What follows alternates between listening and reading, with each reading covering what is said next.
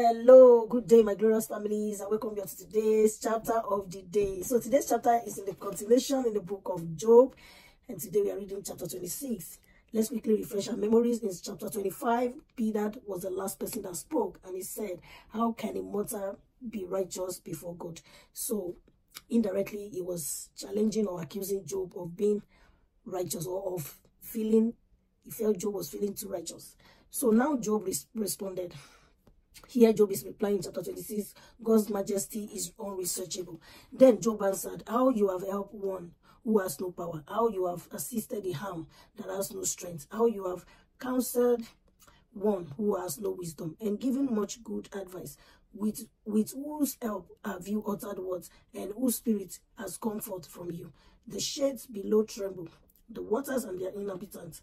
Sheol is naked before God, and Abaddon has no covering. He stretches out Zapon over the void, and he hangs the earth upon nothing. He binds up the waters in the thick clouds, and the cloud is not torn open by them. He covers the face of the full moon and spreads over it his cloud. He has described a circle on the face of the waters. At the boundary between light and darkness, the pillars of heaven tremble and are astounded at his rebuke.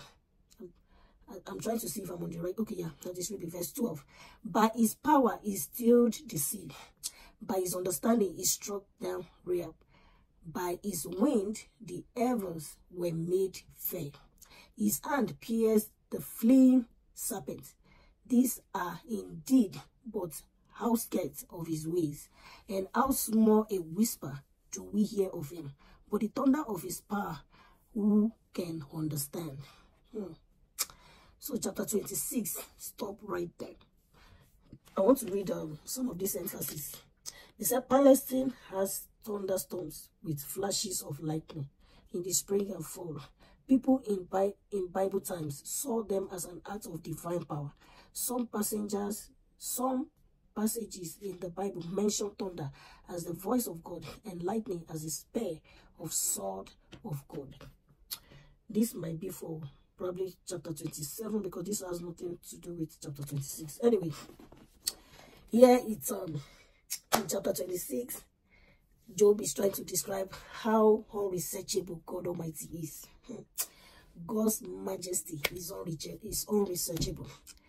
God is trying to explain what God can do, what he has done, and what he's still doing. Let's take a look at verse 13, where it says, by his wind the heavens were made fair. The pillars of heaven, in verse 11, those are places that really capture my heart.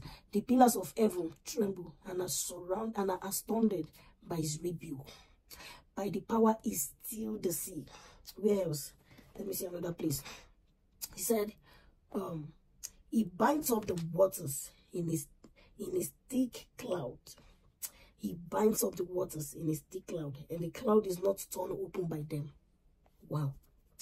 He covers the face of the full moon and spreads over it his cloud. He has described a circle on his face of the waters. These are indeed but the outskirts of his ways. Which of all of these verses really shakes you off your feet or off your seat? You know, there are places in the book of Job that I really do not want to say anything until I get there. Like those were the chapters that really pushed this inspiration of making this or talking about the book of Job.